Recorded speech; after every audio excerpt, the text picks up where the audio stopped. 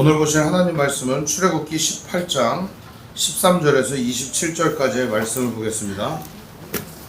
출애굽기 18장 13절부터 27절까지의 말씀을 보겠습니다. 우리 한 절씩 번갈아 가며 읽겠습니다. 이튿날 모세가 백성을 재판하느라고 앉아있고 백성은 아침부터 저녁까지 모세 곁에 서 있는지라. 모세의 장인이 모세가 백성에게 행하는 모든 일을 보고 있느니라. 내가 이 백성에게 행하는 일이 없으리라. 어찌하여 내가 혼란을 입고 네 곁에 있느냐. 모세가 그의 장인에게 대답하되 백성이 하나님께 물으려고 내게로 옴이라. 그들이 있으면 내게로 오라.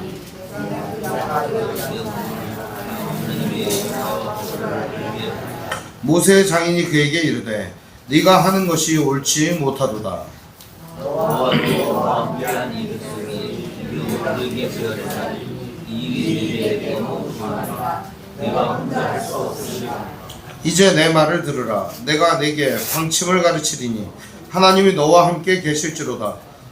너는 하나님 앞에서 그 백성을 위하여 그 사건들을 하나님께 가져오며 그들에게 위하여 너를 가르쳐서 이 땅의 갈길과 하늘을 내게 보이고 너는 또 온 백성 가운데서 능력 있는 사람들 곧 하나님을 두려워하며 진실하며 불의한 이익을 미워하는 자를 살펴서 백성 위에 세워 천부장과 백부장과 50부장과 10부장을 삼아 그들이 내를 따라 백성을 전하라. 그들은 모두 의리하게 거절하고 그들이 스스로 대하는 것이니 그리하면 그들이 너와 함께 마땅할 것은 이 내게 쉬우리라. 네가 만일 이 일을 하고 하나님께서도 내게 허락하시면 내가 이 일을 감당하고 이 모든 백성도 자기 곳으로 평안히 가리라. 이에 모세가 자기 장인의 말을 듣고 그 모든 말대로 하여 모세가 이스라엘 무리 중에서 능력 있는 사람들을 택하여 그들을 백성의 우두머리 곧 천부장과 백부장과 50부장과 10부장을 삼음해 그들이 그에 따라 백성을 재판하되 어려운 일은 모세에게 주고 모든 자상을 스스로 협상하더라. 함께 있습니다. 모세가 그의 장인을 보내니 그가 자기 땅으로 가니라. 아멘. 네, 오늘 말씀의 제목은 네가 홀로 앉아있고 라는 제목으로 말씀의 은혜를 나누겠습니다. 혼자 할 수 있는 일은 없습니다. 세상은 혼자 살아갈 수 없기 때문입니다. 사람이라고 하는 말, 인간이라는 말 자체가 혼자 살 수 없음을 보여주는 말입니다. 그래서 우리는 서로 함께 하여야만 존재할 수 있는 그러한 사람이기 때문에 서로를 귀히 여기고 사랑하면서 존중히 여겨야 합니다. 이게 어떻게 보면 인간됨의 가장 좋은 표지일 것입니다. 사람됨됨이 인간답다. 이것은 어쩌면 이해와 사랑과 존중을 기반으로 하는 겁니다. 그게 없으면 사람다움이 없는 거예요. 진짜 사람다움이라는 것은 상대를 이해하고 사랑하고 존중하는 마음으로 대하는 것입니다. 그럴 때 오늘 우리들은 모든 관계 속에서 모든 일들이 형통하는 능력을 볼 수가 있을 것입니다. 그렇지 않으면 우리들은 이해와 사랑과 존중이라는 바탕 위에 서지 않으면 아무것도 할 수가 없습니다. 오늘 말씀은 우리에게 바로 그러한 지혜를 가르쳐주는 말씀입니다. 이스라엘 백성들은 원래 노예 상태에 있었습니다. 그런데 노예 상태에서 하나님이 이들을 해방시켜 주셔서 출애굽, 즉 이집트를 떠나서 광야 생활을 하게 된 겁니다. 노예 생활을 하던 사람들에게 규칙과 질서와 법이 없어요. 그러다 보니까 이들은 오합지졸이에요. 이렇게 저렇게 지들 마음대로 할 수밖에 없는 거죠. 그런 상황에서 지도자 모세의 말조차 우습게 여기고 잘 듣지 않습니다. 그러다 보니까 어떻게 해야 될지를 잘 모르는 상황이죠. 근데 이런 상황에 모세의 장인인 이드로라고 하는 사람이 저 멀리 미디안에서부터 오게 된 것입니다. 그래서 함께 만나서 가족 상봉을 마쳤어요. 그런 다음에 모세는 미디안의 제사장이었던 이드로에게 이런 얘기를 해줍니다. 하나님이 참 위대하고 놀라운 분이다. 그러니 장인어른, 당신도 이 하나님에 대해서 한번 생각해 보십시오. 이분이 얼마나 위대한 분인가. 우리가 어려울 때 우리에게 도움을 주셨습니다. 그런데 그 어려움이라는 게 이 200만 명이나 되는 수많은 사람들, 이 사람들에게 우리에게 살 길을 열어주셨습니다. 아침에는 먹을 양식을 주시고 저녁 때는 먹을 고기를 주셨습니다. 그러다 보니 우리가 풍성하게 먹고 마시고 살 수 있게 되었습니다. 목마를 때는 물을 주셨습니다. 얼마나 좋은지 모릅니다. 그리고 마실 물이 없을 때, 고통스러워할 때는 나뭇가지를 던져 살 수 있는 길도 열어주셨습니다. 이런 이야기들을 다 한 겁니다. 그러자 장인어른이 그 얘기를 듣고, 아, 우리 사위가 얘기하는 그 하나님이 믿을만하구나, 이런 생각을 하게 된 겁니다. 오늘 아마 명절에 여러분들이 가족을 만나게 될 텐데 저는 이 광경을 기대합니다. 여러분들이 알고 믿고 지금까지 여러분과 함께 하셨던 하나님을 가족들에게 알려드리는 겁니다. 여기에는 강요가 들어가면 안 됩니다. 믿으세요, 이게 아니에요. 여러분이 믿고 여러분이 신뢰하고 여러분이 아는 하나님을 알려드리는 것이죠. 그런데 오늘 얘기는 그 이어서 나오는 얘기입니다. 모세의 장인 이드로는 이렇게 하나님을 알게 되고 모세를 통해서 하나님을 믿게 되었습니다. 뭐라고 얘기하냐? 내가 이제 알았도다. 그러면서 하나님을 믿게 됩니다. 그런데 다음날 모세가 이제 자기 일을 보는 것을 장인어른이 보게 되었습니다. 한참 보니까 모세가 하는 일이 너무 답답하고 한심하더라는 겁니다. 한번 보겠습니다. 13절에 보니까 이튿날 모세가 백성을 재판하느라고 앉아있고 백성은 아침부터 저녁까지 모세 곁에 서 있는지라. 여러분 보시면은 여기에 있는 사람이 장정만 60만 명이에요. 장정만. 그리고 모든 사람을 다 숫자를 합치면 대략 한 200만 명 정도 됩니다. 근데 이 200만 명 정도 되는 사람들이 이렇게 있는데 이 사람들에게 재판을 일일이 다 해주면 어떻게 될까요? 너무 힘들지 않겠습니까? 그냥 10명당 한 건씩이라고 해도 20만 건이에요. 100명당 한 건이라고 해도 2만 건입니다. 하루에 다 처리 못합니다. 어렵습니다. 근데 이 재판을 과연 이 모세라고 하는 사람이 혼자서 다 처리할 수 있을까? 처리가 안 되는 거죠. 그러니까 사건은 쌓여가고 분쟁도 쌓여가고 그러다 보니까 혼자서 이 일을 아침부터 저녁 때까지 계속 하는 겁니다. 이거는 과중한 업무죠. 혼자서 못합니다.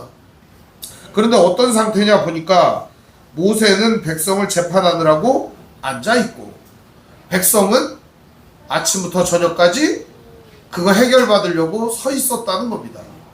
저는 이 장면을 많이 주목을 합니다. 왜냐하면 이게 어떻게 보면 오늘날에 사람들이 처하고 있는 현실적인 문제다 이런 생각이 드는 겁니다. 지도자는 앉아가지고 그 일을 처리하려고 하고 사람들은 서가지고 발을 동동 구르는 게 오늘날의 현실이 아닌가. 의사들은 앉아서 진료를 하고 환자들은 이 병원 저 병원 그냥 차 타고 왔다리 갔다리 하고 그러다 죽고 이게 오늘날의 현실이 아닌가. 지금 오늘날에는 엄청나게 심각한 일들이 벌어지고 있는데도 사람들은 전혀 그거에 대한 생각들을 못하고 아 나에게 있어서 큰일이 닥쳐야만 이 일이 큰일이구나 인식한다는 거예요. 어쩌면 모세가 이렇게 재판을 하고 이렇게 하는 일들은 이스라엘 백성들에게 큰 위기가 닥쳤다는 얘기입니다. 무슨 얘기냐면 모세가 매일 재판만 하면 어떻게 될까요? 진짜 중요한 일을 못하는 겁니다. 그러면서 백성들은 서 있어요. 아침부터 저녁까지. 그럼 어떤 일이 벌어질까요? 기력이 쇠해가지고 자빠지거나 힘들거나 하지 않겠습니까? 그때 모세의 장인이 모세가 백성에게 행하는 일을 보고 이렇게 이야기를 합니다. 14절에 보니까 내가 이 백성에게 행하는 이 일이 어찌 됨이냐? 어찌하여 네가 홀로 앉아있고 백성은 아침부터 저녁까지 네 곁에 서 있느냐? 너 혼자 앉아있고 서 있느냐? 이 말은 너는 앉아있고 백성들을 왜 불편하게 하느냐? 이런 말도 되지만 이 말은 이중적인 의미입니다. 모세가 앉아있다라고 하는 표현은요, 재판을 한다는 말입니다. 어떻게 너 혼자 판단 다 할 수 있냐? 이런 말입니다. 그리고 백성들은 다 서 있습니다. 이 사람들은 판결을 받는 사람들이죠. 너 혼자 이 사람들을 다 판결할 수 있느냐라고 하는 말이죠. 이스라엘은요, 이 성문 앞에 의자를 놓았어요. 그 의자는 재판장의 의자라고 불리우는 의자였어요. 거기서 이제 성문 앞에서 보통 재판을 했거든요. 근데 여기서도 보면은 이 의자에 앉아있는 모세는 재판장으로서 앉아있는 겁니다. 예를 들어서 어떤 사람이 물건을 훔쳤을 때 어떻게 해야 되는지, 어떤 사람이 어떤 사람을 폭행했을 때 어떻게 해결을 해야 되는지, 성적인 문제를 일으켰을 때 어떻게 해야 되는지, 혹은 이 사람이 이 사람에게 피해를 입혔을 때는 어떻게 해야 되는지, 이런 여러 가지 절차들에 대해서 모세가 혼자 해결할 수 없는 상황임에도 불구하고 해결하려고 발버둥을 치고 있었다는 겁니다. 어쩌면 우리들에게 이러한 상황이 다가올 때 혼자서 어떻게든 해보려고 발버둥을 치는 게 현실이 아닌가 싶습니다. 다른 사람보다 능력치가 좀 뛰어나가지고, 아 그래, 이까짓 거 아무것도 아니야, 그러면서 혼자 해결할 수 있는 사람도 있지만, 제가 보기에 이거 혼자 해결할 수 있는 사람은 아무도 없습니다. 모세의 문제는 곧 누구의 문제냐? 오늘 우리의 문제하고도 같습니다. 여러분의 인생의 문제를 여태까지 자기 혼자 스스로 다 해결했다고 하는 사람은 미친 사람입니다. 미친 사람이에요. 우리는 크고 작은 도움을 받고 살아요. 우리는 누구나 다 이러한 도움 속에서 성장할 수밖에 없어요. 그렇지 않으면 우리는 살아갈 수가 없으니까요. 여러분의 인생을 잘 돌이켜 보십시오. 절체절명의 순간에, 우리의 어려움이 있을 때, 우리의 인생에 위기가 닥쳤을 때 누군가의 도움과 누군가의 손길이 있었음을 기억해야 합니다. 그렇지 않으면 오늘 우리는 이 자리에 있을 수 없으니까요. 더군다나 인생에는 엄청난 일들이 많이 일어납니다. 하루에도 몇 번씩 일어나기도 하고, 인생의 굵직굵직한 일들을 맞이할 때마다 우리는 그 도움의 손길들이 없다면 살아갈 수 없음을 고백합니다. 자수성가한 사람들, 그런 사람들도 끝끝내 마지막에 고백하는 게 뭡니까? 나를 도왔던 사람들, 나와 함께 했던 사람들, 이들을 기억합니다. 얼마 전에 라디오스타에 이문세가 나왔습니다. 이문세가 그런 얘기를 하는 걸 들었습니다. 사람들이 히트곡 제조기다, 수많은 히트곡을 내었다, 엄청난 가수다, 이렇게 얘기를 하는데, 이문세가 나중에 마지막 콘서트에 누구를 앉히고 싶냐 그러자 3명을 이야기를 했습니다. 한 사람은 이영훈이라고 하는 작곡가를 얘기를 했고, 물론 영혼의 파트너라고 불리우는 사람이죠. 그 외에도 자기를 그 자리에 처음 세워주었던 사람, 자기를 처음 신인이었을 때 자기를 알아봐 주었던 사람, 그리고 자기가 지금껏 롤모델로 삼았던 사람, 이렇게 3사람을 앉히겠다고 했습니다. 직간접적으로 그들은 그의 삶에 많은 도움을 주었던 것 같습니다. 해외에도 이런 사례는 많이 있습니다. 아놀드 스왈제네거 아시죠, 여러분? 엄청난 근육질의 그런 배우 아니겠습니까? 주로 우리가 많이 아는 건 뭐예요? 코만도로 많이 알려져 있지 않습니까? 그리고 또 그 외에도 많은 영화들 있지 않습니까? 터미네이터 같은 영화 엄청 유명하지 않습니까? 근육질의 그냥 강철 같은 사나이로 알려져 있죠.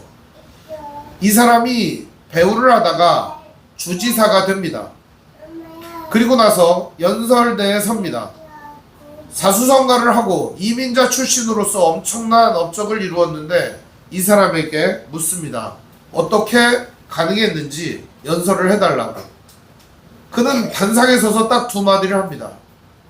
지금껏 내가 이룩해 놓은 모든 것들은 다 하나님의 인도하심이었다. 또 한 가지는 나를 돕는 사람들이 지금까지 있었기에 내가 존재할 수 있었다 라는 겁니다. 오늘 우리들도 이 땅을 살아가면서 누군가의 도움이 없다면 살 수가 없습니다. 오늘 모세는요, 자기 스스로 이 문제를 혼자 해결하느라고 자기는 하루 종일 과중한 업무에 시달리고 자기와 함께하는 사람들은 서 있게 만들었어요. 불편하고 힘들고 괴롭게 만들었다는 거예요. 여러분이 과중한 업무에 시달리고 힘들잖아요. 그러면 여러분 주변 사람들은 어떤지 아세요? 더 힘들어요. 여러분이 일을 다 해서 다른 사람들은 편할 것 같죠? 아닙니다. 더 힘들어요. 그게 세상 일이에요. 오늘 우리가 살아가는 동안에 내가 저런 사람보다 더 열심히 일하고 다 하고 내가 다 수고하면 편하겠지? 아닙니다. 특히 가족들을 한번 생각해 보십시오. 서로 하나가 되지 않고 서로 협력하지 않으면 힘들어요. 같이 얼굴 맞대는 사람하고 맨날 화내고 성질내보세요. 얼마나 힘이 듭니까? 명절에 만나는 그 가족들과 협력하지 않으면 우리들은 이 땅을 살아가는데 아무 낙이 없어요. 인생을 길게 산다고 생각하지만 길지 않습니다. 여러분 이 중에서 100년 넘게 사실 분 계신가요 여기? 뭐 혹시 애들은 더 살지도 모르겠네요. 대부분은 다 하프타임을 넘어서지 않았습니까? 그래서 얼마 안 남았어요 이제. 얼마 안 남았는데 잘 생각해보면 50년도 안 남았어요. 금방 지나가요. 근데 금방 지나가는데 이런 인생에서 우리는 무엇을 바라보고 어떻게 살아야 되느냐. 오늘 말씀이 우리에게 답을 줄 것입니다. 모세의 장인은 모세에게 이렇게 말합니다. 너 왜 이렇게 하고 있냐? 그러자 모세가 대답을 합니다. 15절. 모세가 그의 장인에게 대답하되 백성이 하나님께 물으려고 내게 오미라. 그들이 일이 있으면 내게로 오나니 내가 그 양쪽을 재판하여 하나님의 율례와 법도를 알게 하나이다. 모세의 장인은 모세에게 한마디 합니다. 17절에 너 그거 옳지 못하다. 너 그거 틀렸다. 잘못됐다. 이렇게 말하는 겁니다. 무엇이? 방법이 틀렸다는 겁니다. 너의 하는 일은 옳을지 모르나 너의 방법은 잘못됐다 이겁니다. 무슨 말입니까?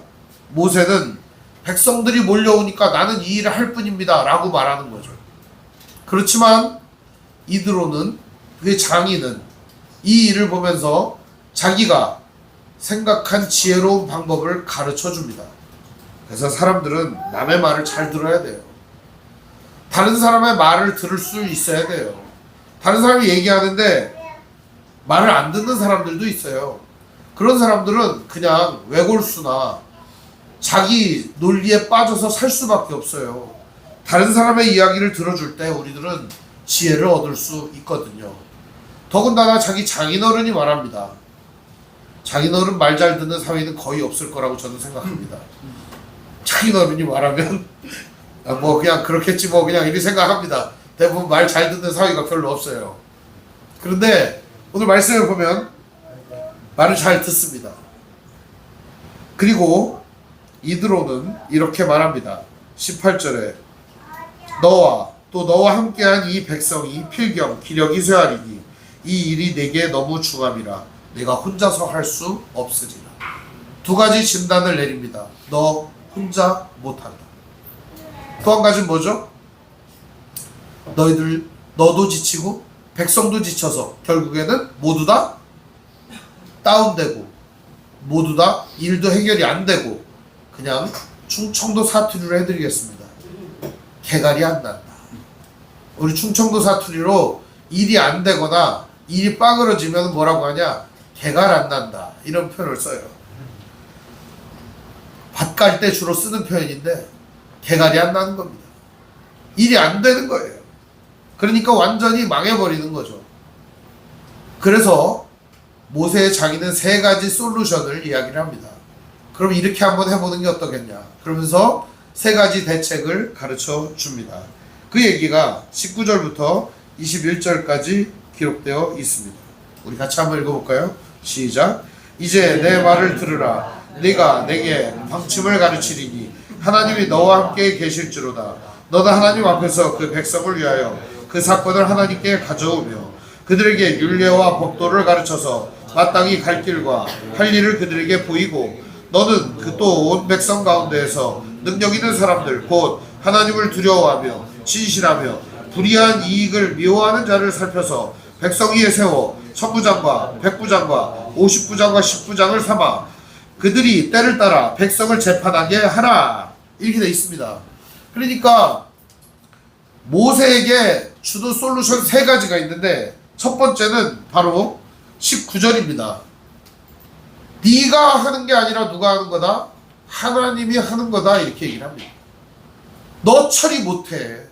하나님이 하셔야 된다. 이렇게 얘기를 합니다. 오늘 우리 인생의 문제를 우리 스스로 해결하고 내가 다 헤쳐나갈 수 있다 라고 생각하는 사람은 매우 교만한 사람입니다. 물론 자주적인 생각을 가지고 그래 내가 열심히 해야지 이런 생각 해야 됩니다. 근데 진짜 중요한 문제는 하나님께 먼저 이 문제를 가져가야 한다는 겁니다. 왜 그럴까요? 내 지혜로는 내 인생을 볼 수도 없고 모든 것들을 볼 수 있는 눈이 없어요. 그것 자체를 인정하지 않는 사람이 교만한 사람이에요. 내 인생을 내가 다 볼 수 있고 알 수 있고 헤쳐나갈 수 있다. 그럼 하나님을 뭐하러 믿습니까? 그냥 내 주먹을 믿고 살지. 살다 보면 내 뜻과 내 힘대로 안 되는 일이 너무나도 많다는 걸 깨닫게 됩니다. 그게 어른이 되는 겁니다.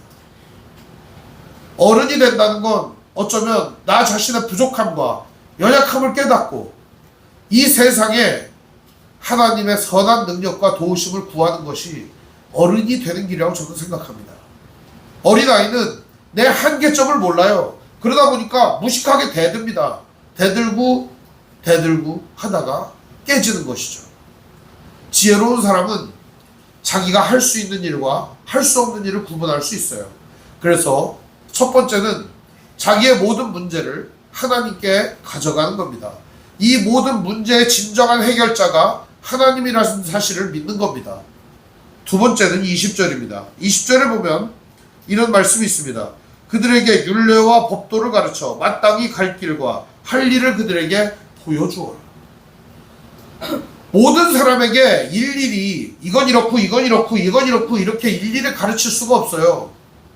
우리나라 지금 현재 의학 시스템이 그렇게 돼 있습니다. 어떻게 돼 있느냐? 분과 2학년이 1학년을 가르칩니다.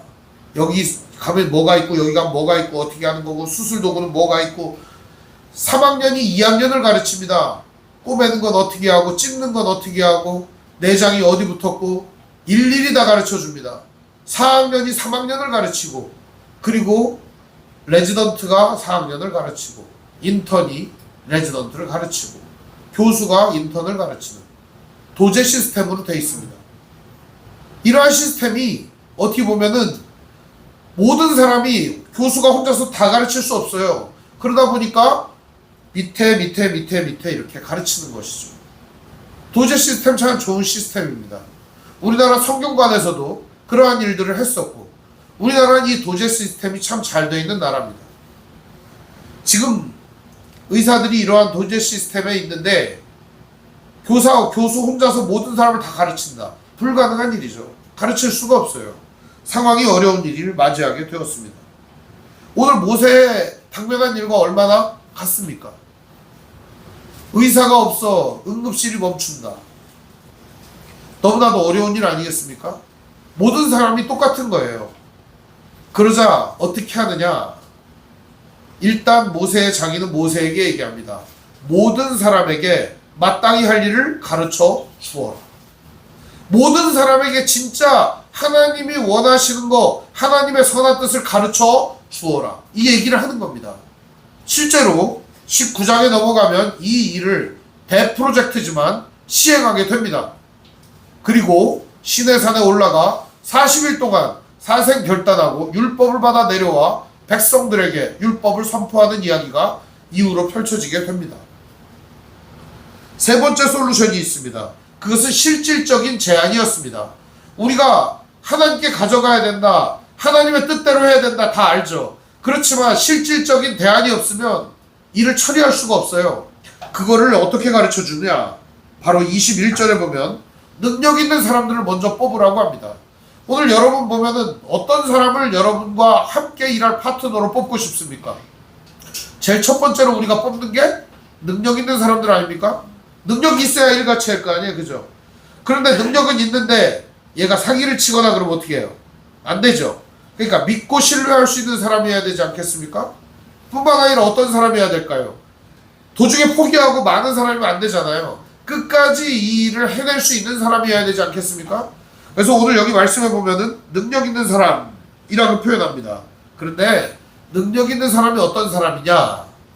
이거는 성경이 말하는 바와 세상이 말하는 바가 좀 다릅니다. 오늘 보면 21절에 능력 있는 사람들 곧 하나님을 두려워하며 진실하며 불의한 이익을 미워하는 자를 살펴서 뽑아라. 첫 번째는 뭐죠? 하나님을 두려워할 줄 아는 사람을 뽑아라. 사람들은요, 사람 눈치 엄청 봅니다. 청소년들은요, 애들 눈치 봅니다. 지들 동료들 눈치. 그래서 애들이 까만 옷 다 입잖아요? 그러면 까만 옷 다 입습니다. 그 중에 하얀 옷이나 빨간 옷 입을 용기가 있는 친구는 많이 없어요. 특히 우리 애들이 용기가 없어요. 다른 애들이 까만 옷 입으니까 다 까만 옷을 입어요. 그래서 학교 앞에 가면 저 껌둥이들만 잔뜩 있어요, 애들이. 도중에 이제 하얀 옷이나 빨간 옷 입은 애를 보면은 쟤는 뭐가 돼도 되래다 그런 생각이 듭니다. 시대를 거스르고 시류를 거스르는 친구니까요. 근데 보면은 다른 사람들이 다 하고 있으니까 거스를 수가 없어요. 친구들이 다 하고 있는데 나만 이상한 거 하기 어렵습니다. 근데 이것이 사회로 가잖아요. 사회에서도 마찬가지입니다. 다 고등학교 나오고 대학교 가고 다 직장에 취업하고 다 똑같이 살잖아요. 거부해버리는 사람들이 있어요. 저는 그런 사람들이 이 세상에 많아졌으면 좋겠어요. 학교 다니지 말라는 얘기는 아닙니다. 많아졌으면 좋겠어요. 왜냐? 다양성이 있고 독특한 사람들이 존중받는 사회가 되면 좋지 않겠습니까? 아, 쟤는 왜 저러지? 나이가 저렇게 처먹었는데도 저렇게 그냥 시집도 안 가고 장가도 안 가고? 아, 쟤는 왜 저러지? 취업도 안 하고? 사람마다 다 다른 겁니다. 시선이. 시각이 다 다른 겁니다. 그럼에도 불구하고 우리는 우리 잣대로다가 평가를 하고 판단을 해요. 혹시 여러분 명절에 노처녀 노총각이나 이런 사람들을 만나면 왜 시집 안 가냐, 왜 장가 안 가냐 이런 얘기를 하지 마십시오. 다음엔 그 사람 얼굴 보기 어려울 겁니다. 왜 취업을 안 하냐 이런 소리 하지 마세요. 알아서 합니다. 다 알아서 다 자기 인생 자기가 살아요. 오늘 여기 보면은 이 얘기를 왜 하냐, 이 말씀에 보면은 하나님을 두려워한다는 게 무슨 말이냐, 사람들 눈치를 안 본다는 뜻이에요. 이 말이 바꿔 얘기하면 사람들의 시선 따위에 우리의 모든 것들을 맡기는 게 아니라 하나님 눈치를 보는 사람을 말하는 거예요. 보이는 사람들 눈치를 보는 게 아니라 보이지 않는 하나님의 시선을 의식하며 사는 거예요. 어떤 사람이 도덕률이 좋겠습니까? 사람이 안 보는 데서 아무도 보는 사람이 없을 때 여러분은 어떤 사람입니까? 아무도 안 보는데 여러분은 어떤 사람이냐 이거예요. 사람 눈치 안 보면 우리가 무슨 짓을 할지 몰라요. 그렇지 않습니까? 근데 보이지 않는 하나님의 시선을 의식하고 사는 사람은 어떨까요? 사람이 보든 보지 않든 어떻든 우리는 하나님이 보는 그 시선으로 살아가는 사람들이 될 겁니다. 그래서 누가 보느냐 안 보느냐보다 중요한 건 우리가 누구의 시선을 느끼며 살아가느냐입니다. 오늘 여러분은 누구의 시선을 느끼며 살아가고 있습니까? 하나님의 시선을 느끼며 사는 사람이야말로 인생에 있어서 바른 삶을 살아갈 수가 있는 겁니다. 오늘 여기 하나님을 두려워하는 사람이라는 말은 하나님의 시선을 느끼며 그 하나님을 바라보며 사는 사람을 의미합니다. 두 번째는 진실하며, 이런 사람은 어때요? 진실할 수밖에 없어요. 어떻게 하나님 앞에서 거짓말할 수 있겠어요? 가장 좋은 사람은 어떤 사람이냐? 투명한 사람이에요. 투명한 사람. 좋은 사람이죠. 투명하다는 것은 일을 처리할 때 있어서 꿍하고 아무것도 모르게 하고 그저 비밀이 많고 거짓이 많은 사람이 아니라 투명한 거예요. 일의 과정과 결과가 다 투명한 거예요. 원래 모든 일들은요, 공정하게 진행이 돼야 됩니다. 일이라고 하는 게 과정과 결과가 있습니다. 이 과정은요, 투명해야 됩니다. 결과는 공정해야 됩니다. 기회는 균등해야 됩니다. 이게 사회의 법칙이에요. 근데 대부분의 사람들은 알면서도 불구하고 이것들을 하지 못해요. 왜 그럴까요? 보이는 인간의 눈치들을 보기 때문입니다. 먼저 진실한 사람은 어디 가도 대접을 받습니다. 그리고 이 진실한 사람이야만이 이 일을 해낼 수 있습니다. 마지막으로 불이한 이익을 미워하는 자라고 이야기를 합니다. 불이한 이익이라는 게 뭡니까? 뇌물 받고 판결을 굳게 하는 거죠. 아, 뇌물을 줬어? 아유, 그래요? 너는 무죄. 뇌물 안 줬어? 너는 죄. 이렇게 하는 거죠. 이러한 판결이 오늘날에는 없어졌습니까? 오늘은 더 은밀히, 더 어둠 속에서 남들도 모르는 방식으로 진행되고 있습니다. 저 필리핀 같은데 페이퍼 컴퍼니 차려가지고 거기에다가 가상화폐 같은 거 두어가지고 요즘 그런 걸로다가 거래를 합니다. 현금 다발 건네지 않아요. 더 은밀히 진행되고 있어요. 왜 이런 일들이 진행될까요? 하나님을 두려움이 없고 진실함이 없으며 더러운 이익을 탐하기 때문입니다. 이러한 것이 없는 사람을 뽑아야 한다는 겁니다. 진짜 능력 있는 사람은 어떤 사람입니까? 바로 이 세 가지를 갖춘 사람이 진짜 능력 있는 사람 아니겠습니까? 그래서 어떤 사람을 뽑느냐? 1000명 중에 1명, 천부장. 100명 중에 1명, 백부장. 50명 중에 1명, 50부장. 10명 중에 1명, 10부장. 이렇게 해가지고 천부장, 백부장, 50부장, 10부장 이렇게 뽑아가지고 사람 단위마다 모아가지고서 이 20만 명을 모두 다 송사를 하게 하는 것입니다. 자, 이들이 어떻게 할까요? 22절에 보니까 그들이 때를 따라 백성을 재판하게 하라. 큰 일은 모두 내게 가져갈 것이요 작은 일은 모두 그들이 스스로 재판할 것이니 그리하면 그들이 너와 함께 담당할 것인즉 일이 내게 쉬우리라. 오늘 여러분에게도 저는 이걸 권해드리고 싶습니다. 부모와 자식 그리고 모든 가정에서 혼자 일하려고 하지 마십시오. 자식들도 같이 일을 해야 되고 부모도 같이 일을 해야 됩니다. 그래서 함께하면 얼마나 좋습니까? 어떤 집에 가면 엄마 혼자서 다 해요. 어떤 집에 가면은 애들 다 시키고 엄마는 놀아요. 또 어떤 집에 가면 아버지가 다 해요.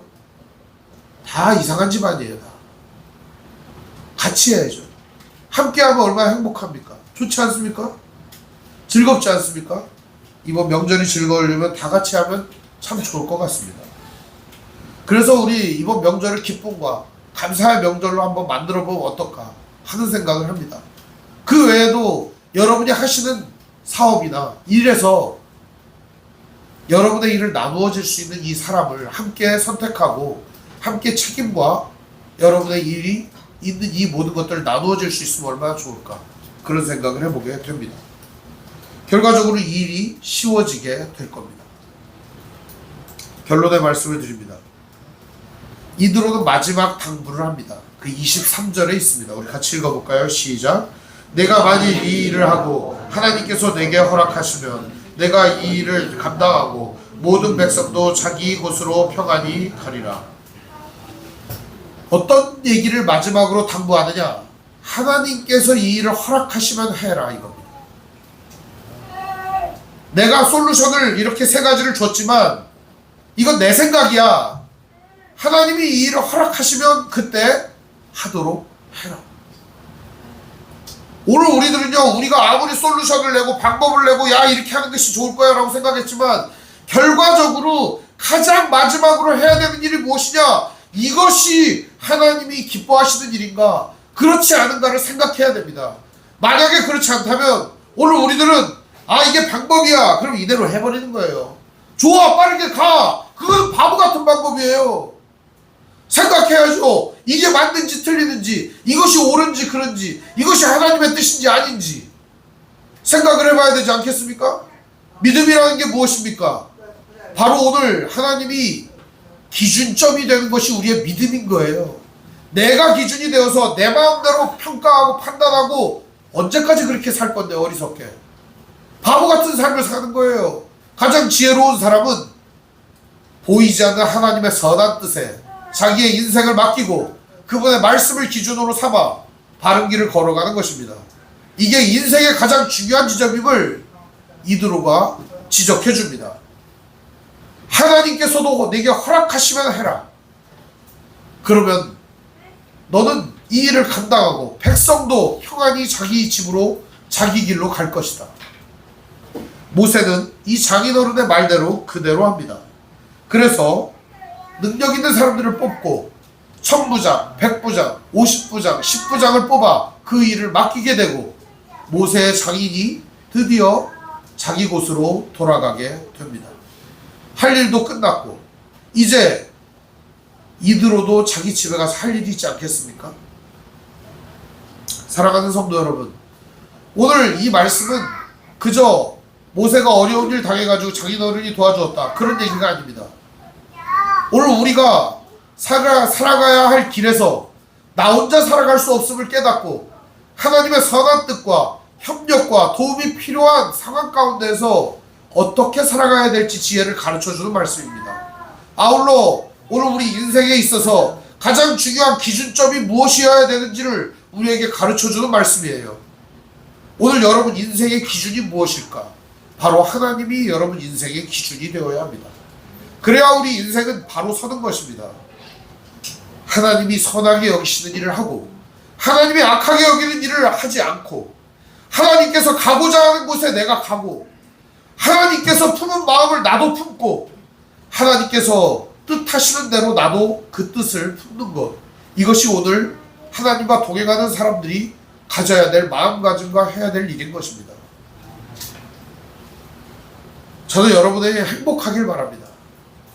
여러분이 진짜 행복하기 위해서 가장 중요한 건 무엇이냐? 바로 하나님의 말씀이 여러분의 삶의 기준이 되게 하는 겁니다. 이게 가장 행복한 길이 될 것입니다. 이번 명절을 가장 아름답고 기쁘게 지내는 비결, 바로 그것은 하나님이 여러분에게 가르쳐 주신 대로 이 지혜로운 방법을 사용하는 것입니다. 오늘도 여러분의 마음속에 나하고 가장 먼 가족을 한번 생각해 봅시다. 나하고 가장 거리가 있는 그 사람을 한번 생각해 봅시다. 그리고 그 사람을 마음으로나마 한번 품어주십시오. 그리고 그 사람을 마음으로 품어주시고 이번 명절에 따뜻한 말 한마디, 따뜻한 손길, 선물 하나 건네주시면 참 좋겠습니다. 기도하겠습니다. 사랑과 은혜가 풍성하신 아버지 하나님, 은혜와 사랑을 감사를 드립니다. 우리도 홀로 살 수 없음을 고백합니다. 우리는 이 땅 가운데에서 혼자 모든 일을 해결할 수 없음을 고백합니다. 오늘도 하나님의 선한 뜻 바라보며 나아갈 수 있도록 우리의 인생을 붙잡아 주시옵소서. 우리 주 예수님의 이름으로 기도합니다. 아멘.